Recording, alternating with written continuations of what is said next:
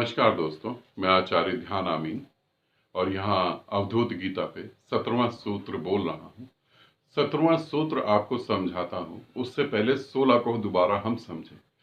16वां सूत्र से दत्तात्रेय फिर हमें दोबारा जो है परमात्मा होने की शिक्षा दे रहे हैं। दत्तात्रेय हर कुछ सूत्रों के बाद चीजें चेंज करते हैं और कैसे हम समझ पाए कि हम परमात्मा हैं उसके बारे में बात कर रहे हैं। 16वां सूत्र एक नई शुरुआत है। कैसे? दत्तात्रेय 16वें सूत्र में बोल रहे हैं कि इन 5 इंद्रियों से जो तुम जानते हो सुख और दुख, और उसमें तुम संताप करते हो, उसमें तुम परेशान होते हो, उसमें तुम तंग आ जाते हो, और इतना भी तंग आ सकते हो कि तुम आत्महत्या कर लो, अपने को मार दो। मगर वो कहते हैं इसी में वो शून्य छुपा हुआ है, इसी में वो परमात्मा छुपा हुआ है।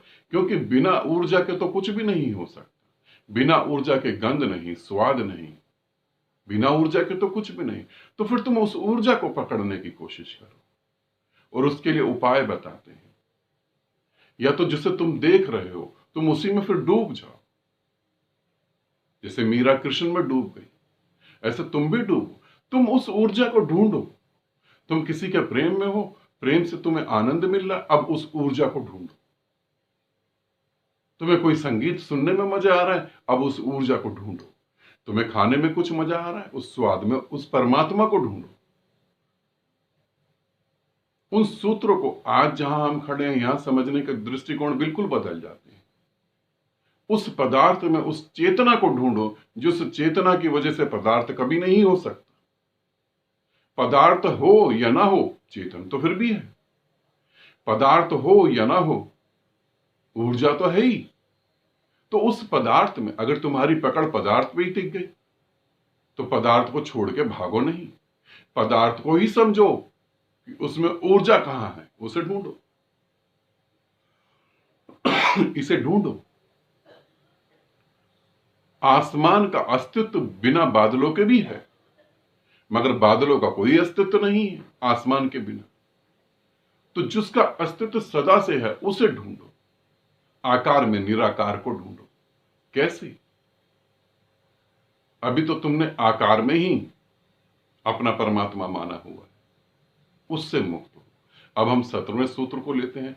ये 16वां सूत्र जो समझेगा वही 17वें सूत्र को समझ पाएगा। नहीं तो 17वां सूत्र आप सुन सकते हो, अच्छा लग सकता है, बुरा लग सकता है, तुम्हें इसमें थोड़ा सुन के मन शांत हो सकता है, ये बात अलग है। मगर 17वां सूत्र जब भी तुम्हें क्लियर हो पाएगा जब तुम 16वें को समझोगे। 17वें सूत्र में दत्तात्रेय जी कहते हैं कि सुख और दुख, अधर्म और धर्म, बंधन और मुक्ति, जन्म और मृत्यु, ये मन के धर्म है। ये मन का धर्म है, मतलब कि ये मन का परमात्मा है। जन्म होगा मेरा, मेरी मृत्यु होगी, मुझे सुख मिलेगा, मुझे दुख मिलेगा, मेरे को त्याग करना है, मुझे मोक्ष पाना है। इसे समझना, इस शब्द को ज्यादा जोर दे रहा हूं, मुझे मोक्ष पाना है। ये भी मन का ही धर्म है, ये मन का कर्म है, इसे मन कर रहा है। मोक्ष भी अंततः मन की ही वासना है। इसे समझना, मन की ही वो वासना है, मोक्ष भी। क्योंकि तुम तो परमात्मा हो। इसे कैसे जानोगे कि तुम परमात्मा हो? इसे तुम जानोगे तो ऐसे कि मुझे मोक्ष चाहिए। यात्रा तो तुम मन से ही करोगे ना, मगर मन से करते हुए करने वाली यात्रा को तुम कब खत्म करोगे, उसे समझो। अब इसे समझो। अब तुम इसे कैसे समझोगे? 17वें सूत्र में ये सब मन की ही वासना है, ये सब मन का धर्म है। तुम इनको, दत्तात्रेय आगे अपने शिष्य को कहते हैं, तू इनको लेके इतना परेशान क्यों है? तू क्यों परेशान हो रहा है? क्यों दुखी हो रहा है? हम कब दुखी होते हैं और कब परेशान होते हैं? थोड़ा सोचो, अपने जीवन को देखो, अवधूत गीता को छोड़ दो। अवधूत गीता सीधा सीधा तुम्हारे को ऊपर ही बातें बोल रही है, तो अपने जीवन को देखो। अब दत्तात्रेय जी की जो शिक्षा है अपने जीवन में देखो। तुम क्यों परेशान हो? तुम क्यों दुखी हो? किस लिए तुम दुखी हो? किस लिए तुम परेशान हो? पूछो।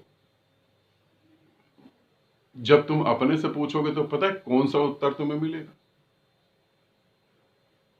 मेरी ये इच्छा पूरी नहीं हुई इसीलिए मैं परेशान हूं।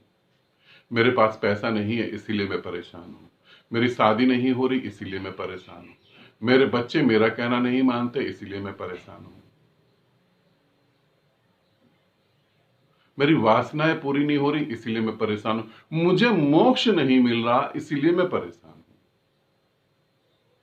अब तुम थोड़ा सा सोचो, जिनकी ये इच्छाएं पूरी हो गई वो आनंदित है।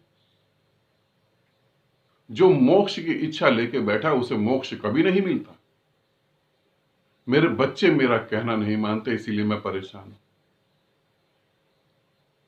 दशरथ, राजा दशरथ को जो राम मिला, मुझे लगता नहीं कि ऐसे बच्चे सभी को मिलते होंगे। दशरथ ने बोला 14 वर्ष का वनवास, राम ने मुस्कुरा के एक्सेप्ट करा, चले गए। फिर भी वो आनंदित हुआ। उसी के इंतजार में, उसी को याद करके तड़पते तड़पते प्राण त्याग दिए। सोचो, जो तुम कह रहे हो वो यदि पूरा भी हो जाए तो तुम सुखी हो जाओगे। अगर तुम्हें लगता है हां हम सुखी हो जाएंगे तो तुम गलत फहमी में हो। वासना का अर्थ है जो कभी पूरी नहीं हो सकती। वासना का अर्थ है जो कभी पूरी नहीं हो सकती, इसे समझो। क्यों पूरी नहीं हो सकती? क्योंकि वो एक झूठी कल्पना है, सत्य नहीं है। वो एक कल्पना है, वो एक धोखा है। और धोखा कहां से पैदा हो रहा है? थोड़ा सोचो, धोखा कहां से पैदा हो रहा है? कहीं और से तो नहीं हो रहा। हर एक चीज का कोई ना कोई जन्मदाता होता है ना। धोखा धोखे से ही पैदा हो रहा है। और धोखा धोखे से कैसे पैदा हो रहा है? क्योंकि तुम ही धोखे में आ गए हो। तुम्हें लग रहा है तुम हो, तुम्हें लग रहा है तुम्हारा कोई अस्तित्व है। दत्तात्रेय जी से कहते हैं, इस सूत्र को समझ लेना, नहीं तो फिर अगला सूत्र समझ नहीं आएगा। दत्तात्रेय जी कहते हैं जन्म मरण मोक्ष दुख सुख ये सभी अधूरे रह जाते हैं क्योंकि ये मन के हैं। तो इसीलिए तू इनको ये जानकर दुखी ना हो, इनको ऐसा समझ के दुखी ना हो। तू ये जान कि ये इसका स्वभाव अधूरा है। जो कभी पूरा नहीं हो सकता वो संसार है। जो कभी अधूरा नहीं रह सकता वो परमात्मा है। जिसे पूरा करने पे भी पूरा नहीं होता वो संसार है। जिसे कितना भी बांट दो, कितना भी कुछ करो, उसमें रत्ती भर भी फर्क नहीं पड़ता, वो परमात्मा है।